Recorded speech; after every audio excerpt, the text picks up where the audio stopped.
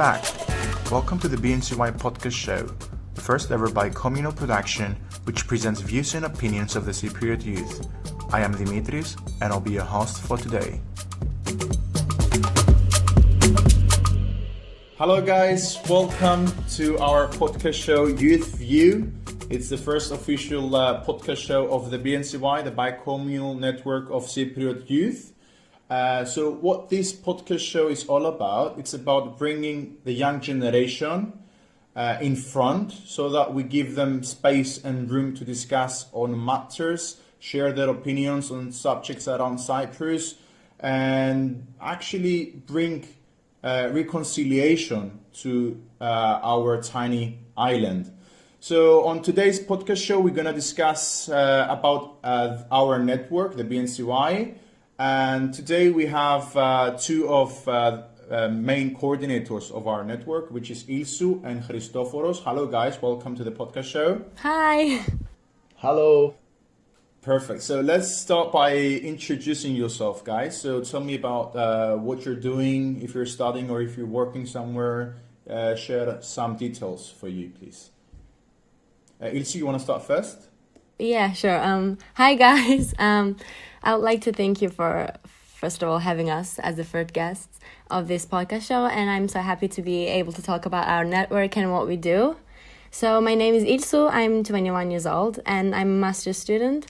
After studying sociology with psychology at the University of Surrey, I started doing my master's this September in University of Bristol in the field security, conflict and human rights. So besides studying, I love to read and I've been doing yoga for a year now. And as everyone else, I try to work out daily in these days, especially with COVID. I have a good amount of spare time. So yeah. That's amazing. What about you, Christoforos? So thank you very much, Dimitris, for having us in the first podcast. I'm very happy to be here and I agree with Ilse, it's very good that we can talk about the network. So my name is Christoforos, I'm 22 years old. I've graduated from Warwick University, I studied philosophy there. And now I'm doing my master's degree in human resource management in the University of Cyprus. Most of my time I spend it learning new things and reading. I love to read philosophy and I also enjoy writing and discussing with other people. I'm not that good in working out. I just try to work out my mind mostly. So that's it for me. The pleasure is mine to having you guys in this podcast show. So, okay, let me introduce myself as well. So I am Dimitris Mikhail. I've actually graduated from the University of Sheffield on last June as a mechanical engineer. I'm currently working in the family business that we're running in Larnaca in Cyprus. And on my spare time, I'm actually involved in this network that we're having. And also I like to work out. I like to game a bit as well. I'm a bit of a gamer. And generally I like to, go out, meet people, have a good time. Also, I'm a bit interested in politics as well. So I usually get informed around, matters in our neighborhood, let's say, in the Eastern Mediterranean, in conflicts around us, and generally in politics regarding the EU. So, okay, let's start by explaining to our audience what the BNCY is, when it was formed, and why. What is the purpose of this network? Ilsu, do you want to explain to the audience, please? Yes, sure. So BNCY stands for the Bi-Communal Network of Cypriot Youth. And this network is the first and largest bi-communal network of Cypriots from all over the world, aged between 18 and 30. So at first, my friend Mihalis contacted me about this idea of an organization aimed at reconciliation and the friendships between the two communities when we were studying in University of Surrey. And I also met many people from the Greek-speaking Cypriot community with Mihalis' help. And we started to arrange online video calls while we were in the UK. And, we were just a group of friends who shared this ideal of peace in Cyprus. And we were just dedicated to create something new and exciting, following this direction, which will encourage a greater number of Cypriots. Specifically, we established the network in spring 2019 in our first year, and we were just, inclusive of the Cypriot students studying in the United Kingdom only. But this year, our network has spread its wings to welcome all Cypriot youth from all over the world. And with baby steps, we formed the network with a couple of friends and organized social gatherings both in the UK and Cyprus, and, grew in number with the help of social media as well. And we even celebrated the first year of establishment of our network recently. And if we were to highlight our main aim, that would be providing a hub at which the Greek-speaking and Turkish-speaking Cypriot youth can meet, collaborate, and promote their common Cypriot identity, culture, and traditions. Okay, that's perfect. So yeah, it's mostly about reconciliation and bringing the two main communities of the island closer, because the gap has been great in this last couple of years due to the current situation that's been going on for like half a century now.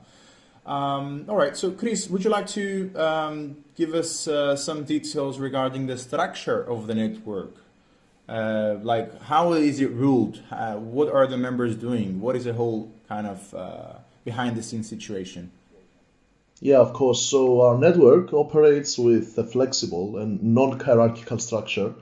It's managed by 8 coordinators, 4 Turkish-speaking Cypriots and 4 Greek-speaking Cypriots. And these 8 members are elected by all the members of the network. Anyone can become a member of the network by filling up a simple form and paying a small subscription of €2. All this money that the network collects is used for the organization's events and activities. And members can also apply to become representatives in the various cities of the world. Representatives are basically responsible for communicating with the members of their own city and gather together and organize events in their city. So that's basically the structure of the network, how it works today. Okay. Besides that, that we currently having this coronavirus situation around the world. Like, what is the network? How's the network responding to this worldwide situation? Like, are physical meetings and gatherings still operating? How is the BNCY coping with this? So BNCY has, like all the world around us, this is something that never happened before, and it's trying currently to actually reorganize and rethink about how we would manage to get through this difficult situation. But I think it does it well by gatherings. It depends on the city. If the city allows a gathering, like Cyprus, for example, Nicosia, Larnaca, Limassol, still allows gatherings, and we are pleased to announce that we'll gather together all the Cypriot members. But other cities of the world that don't allow gatherings because of lockdowns, we encourage representatives to organize social media events or Zoom meetings so they can share ideas and gather together online like the rest of the world is doing in this difficult situation. Yeah, exactly. So pre-COVID-19, our network's main events in Cyprus got facilitated in the Home for Cooperation in the Green Line within the UN zone. It's actually an amazing place, an amazing space to host events, bi-communal events, since the neutrality of this zone eliminates any kind of thoughts that people might have, because many people say that if you organize events just in the southern part or like in the northern part, it will be difficult for people to physically come there due to kind of negative thoughts on the other side. So the Home for Cooperation, it's an amazing tool for platforms and organizations like us to facilitate events. And I really want to say thanks to the Home for Cooperation for enabling us this, for giving us this chance to facilitate events. But like, let's say that, I'm a third person. I got no clue what this whole network is all about. And, I, pass through the social media's feed and I've seen a couple of posts. Like, why would I join this network? Why would, like, as a young person, register within the network's body? Ilsu? So, our network it's a platform where Cypriot youth can meet each other and, regardless of where they live and study or work. So I believe if you already have friends from the other community and you're hopeful for the future friendships on the island, I think this is where you can make your voice heard and encourage others to share your vision and maybe enlarge your network even more. But if you don't have friends from the other community and have never been in contact, I think this is again a great platform for you to use because you can, take part in our social gatherings, build up friendships and learn about the common culture and traditions that two communities share. And I think the most important thing is to find answers for your questions with the help of the team. And in both scenarios, we're here to give you a warm welcome. Interesting. So did you guys have any kind of different perspective or view towards the other community when you were younger? Like, how did you, let's say, manage to welcome the other community and interact with them? Was it an easy path, Christofore? To be honest with you, Dimitris, the education system in Cyprus in the last years, and when I was of a younger age, actually, was eroded with, the religious extremism and fanaticism, from a historical fanaticism as well. So it was very difficult for me before getting older to know about the other community. And that's a passion that I found that I share with many members of this network. The difficulty was the first step to understand that what I'm learning in schools actually is not the real image, is what they want me to be learning. So I found that it was not only me that I felt like that, it was not only me that I shared the same passion for learning what a Cypriot actually is, and that's why I admire the work that the network does. It gives me the opportunity to come in contact and meet other people that, they want to promote the idea that Turkish-speaking Cypriots and Greek-speaking Cypriots are Cypriots, and to move away from the identities of the motherlands to promote the identity of the Cypriot. That's what we are, historically and culturally.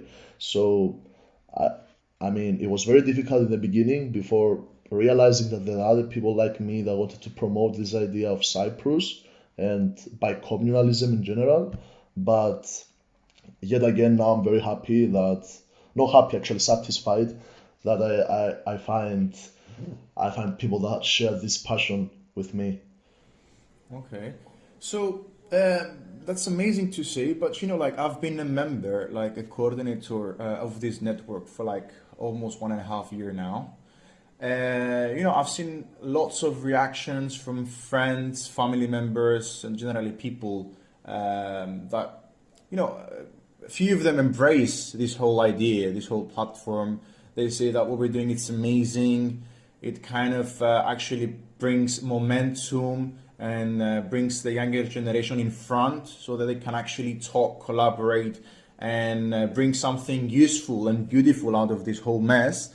But on the other side of the spectrum, there are a few people, a significant part of our mutual community, which sees this negatively, if I'm able to say it like this, because their argument is that just because we're non-political and we're not the people who are going to sign an agreement on the Cyprus issue, that doesn't mean that we'll bring peace to our island. Do you think this is the case, Ilsu? Do you think that what we're doing is not worthy? Is like we shouldn't be giving it a shot? I think groups that promote reconciliation are highly crucial on this island because they promote the idea that with empathy, forgiveness, and strong friendship bonds, peace in Cyprus can be possible.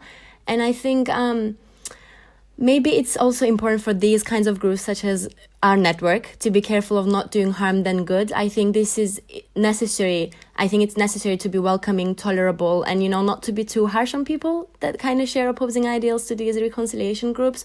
But also, like, I'm happy that the feedback I receive is mainly positive, but I think the basis of any permanent solution that's being discussed between the governments isn't about practice, but it's kind of theory. And what these reconciliation groups are trying to do is focusing on mutual understanding, empathy, interpersonal communication. And I think whether there is a solution or not in the future, promotion of bicommunal bonds is very important because they predict the sustainability of any preferred solution in the future. And I believe that peace does not happen on paper by signing a solution or a settlement. I think it's built between the people first. So this is what these reconciliation groups are trying to achieve. And I think these relations are the backbone of any future solutions that might happen in Cyprus in the future.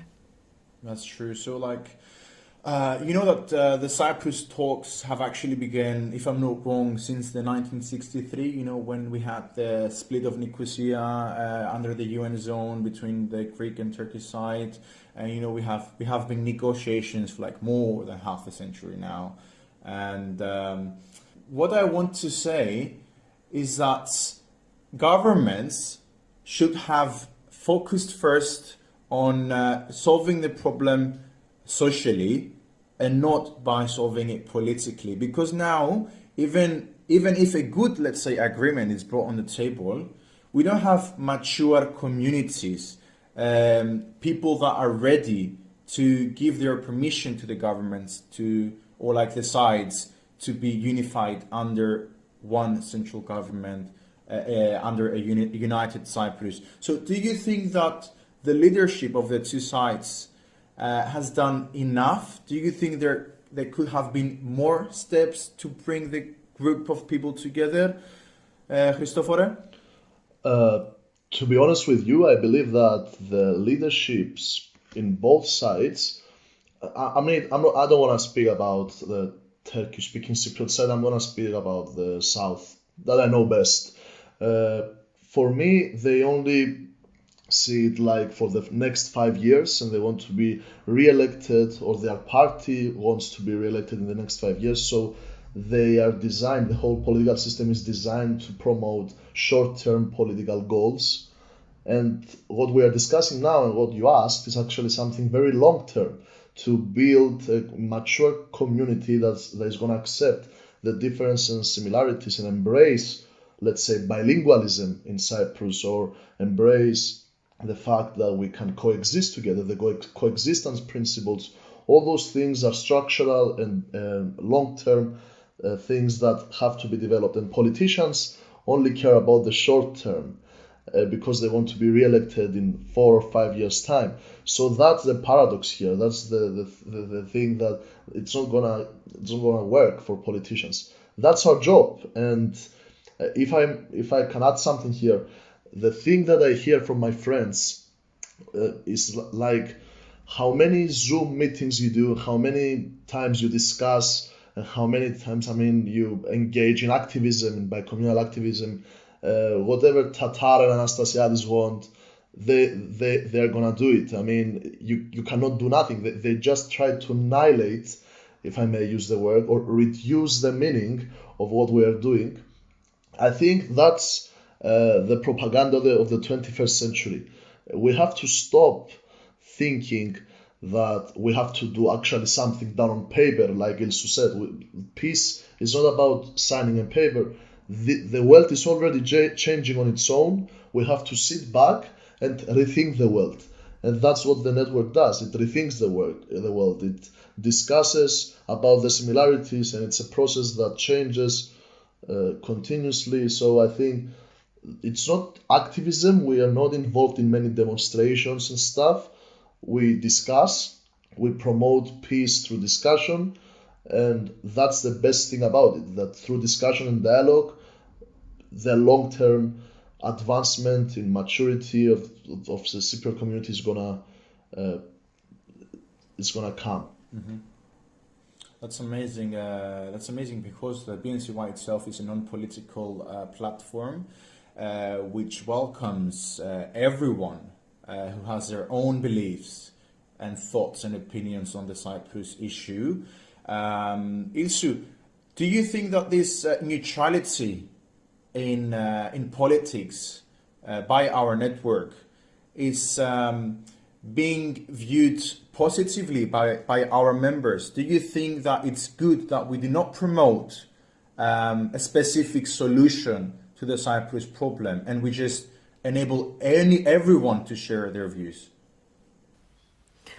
I think that's actually the main reason people are members maybe of this network, because we are promoting the idea of peace, but we're not specifically, promoting a specific idea of how to achieve that kind of peace. We're not promoting a specific kind of alternative for peace or any kind of solution. So I think people who are our members are kind of love this idea of the network because we're free in our discussions and we're free in how people could think.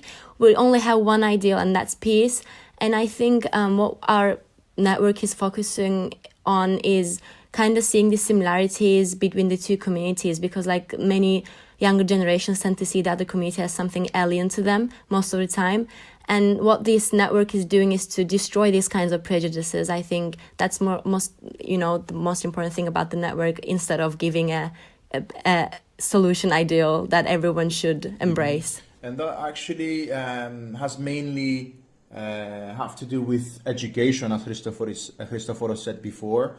And education is, in my opinion, the most important tool of a society to actually create individuals who are ready to critically think and reshape the status quo. So what, in your perspective, what do you think is like the keys to bring justice to our island? In which ways do you think the governments or the two sides can actually,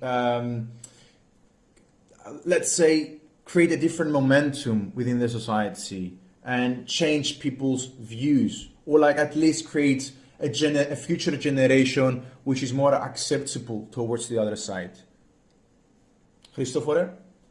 I think that the first thing that has to change is the way that, as you said, education is, step one. So how do we intervene in education nowadays? I believe do it mandatory that the Greek-speaking Cypriot community learns Turkish, and do it mandatory that the Turkish-speaking Cypriot community learns Greek. They promote the idea of bilingualism. When you know the language of the other community, it helps you build bridges and not chasms. It helps you communicate with the other community better, and that's gonna be the first step. Other than that, provide the framework for more objectively and non-objective history. How do I mean objective history? Not influenced by the ideas of motherlands in both sides.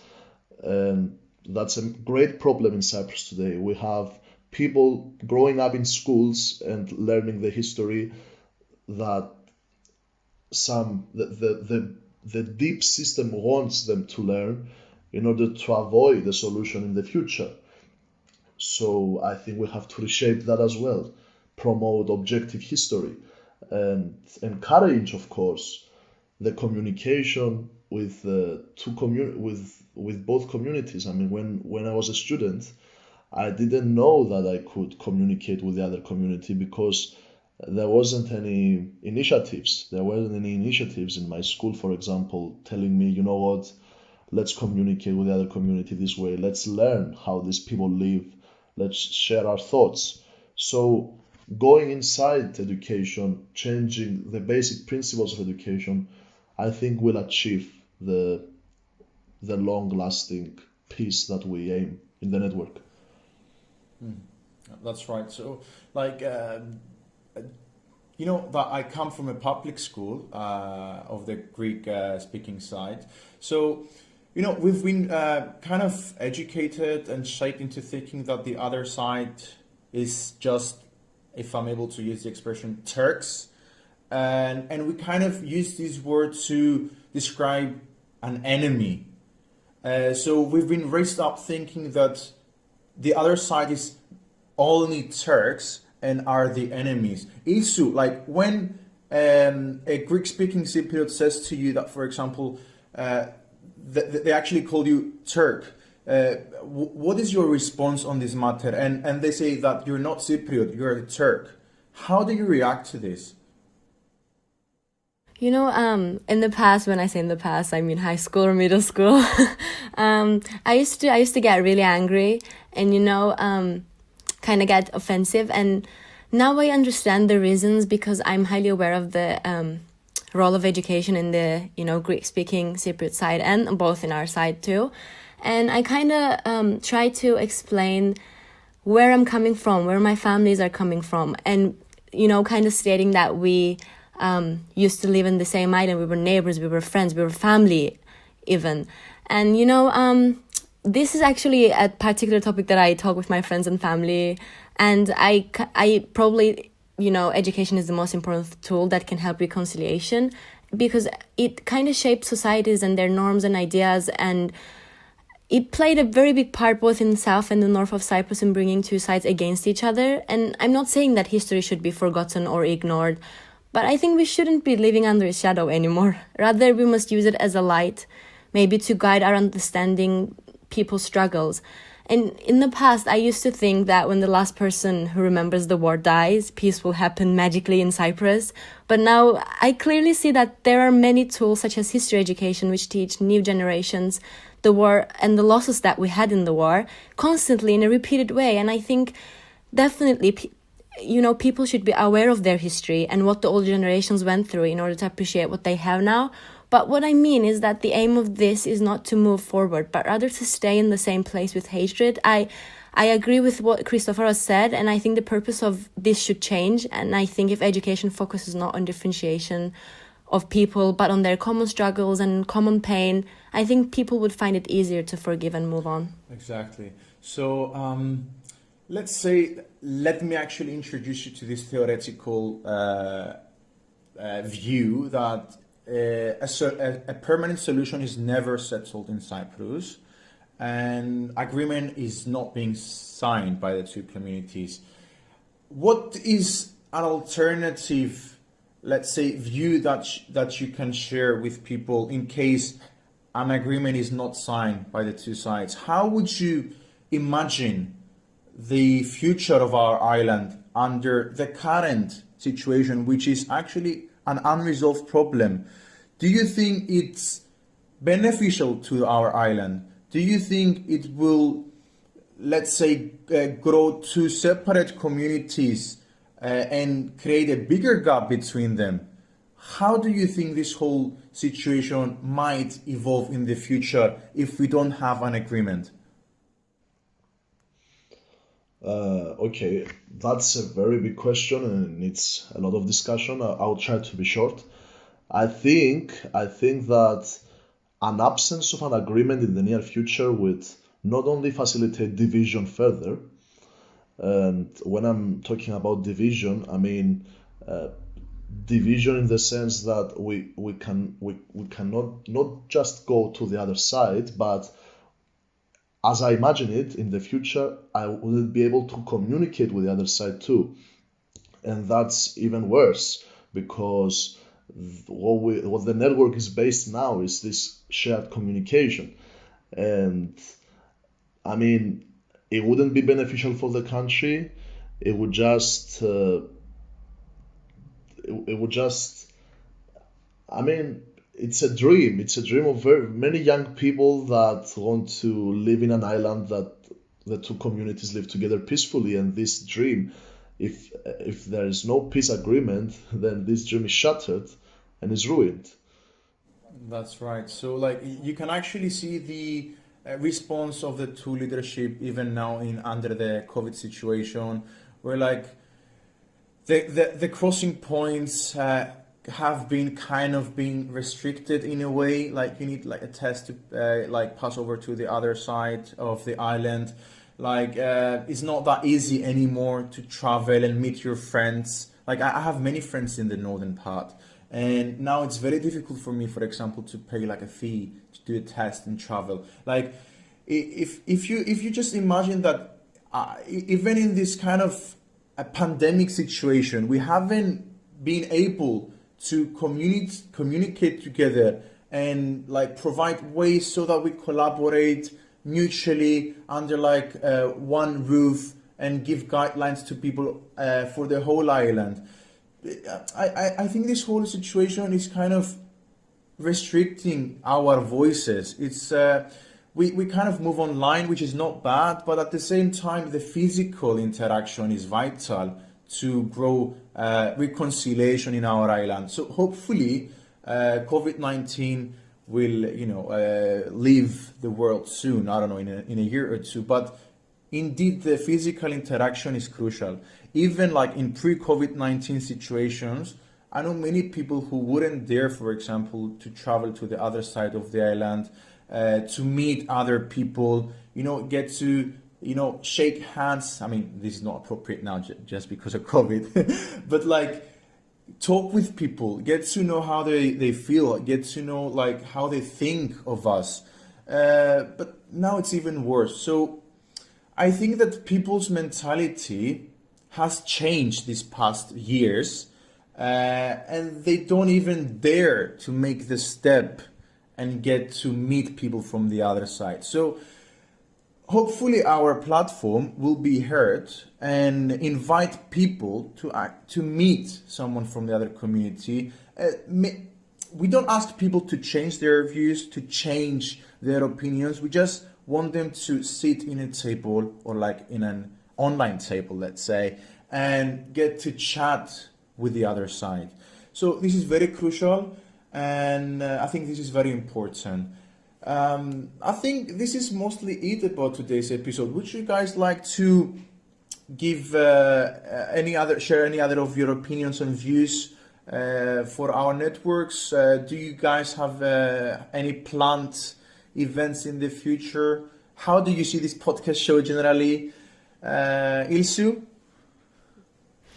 So yeah, with COVID-19 and stuff, we are having difficulties in, organizing social gatherings, but we are doing our best, especially in social media, to gather people together, to, offer something valuable and exciting.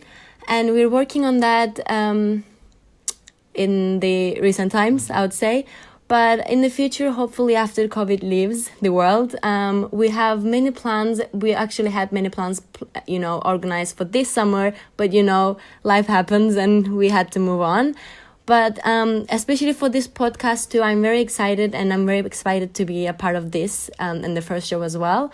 And I think people who will listen to this podcast will be aware of what we're doing, because I feel like if people see the bicommunal name, as Chris said, they kind of, step a bit back and not kind of try to understand what we're doing. And maybe with this podcast show, we can, break down some barriers, and maybe people will come and see what we're doing and why we're here. And maybe it will be beneficial for both of us. I mean, both the network and the members and people that are coming to become members. That's right. What about you, Christopher? How do you see this kind of podcast show going on? I'm very excited about the podcast, and the reason I'm very excited is because it's not gonna be based on like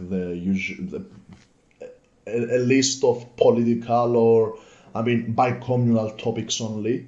It's gonna be based on a wide variety of issues that actually concern our generation, the youth. And this is very important because I think that a vital part of communicating with the other community is not through these traditional lectures talking about history of Cyprus, so on and so on. The vital part is to understand how, for example, a member of the other community at my age sees, for example, an issue like, maybe LGBT plus rights, or an issue like how philosophy today, or a variety of issues that concern our generation we can find similarities in those issues that are not there because, I don't know, we participate in the same podcast, are there because we're all Cypriots. So through this realization that we have similarities with each other is the real peaceful unification of identity that the network wants to achieve, and this can happen through the podcast. So I'm very excited. That's right. So the podcast show will be able to host subjects on a variety of subjects. We will enable people to express their opinions. Each week we'll have different guests. And we will discuss subjects, for example, like LGBT, as you said, environmental issues, which is very important because, as you know, we have global warming. And it's a very important thing to tackle. We also within the Paris Agreement as well. We're going to discuss about tourism, taboos in society, social media, mental health and depression. These topics are very important to our generation, and it's a very nice opportunity to discuss them as individuals from our island. So this is the end of this podcast show. Thank you guys for joining. I will see you on our next episode. Bye bye. Thank you. Bye-bye. Bye.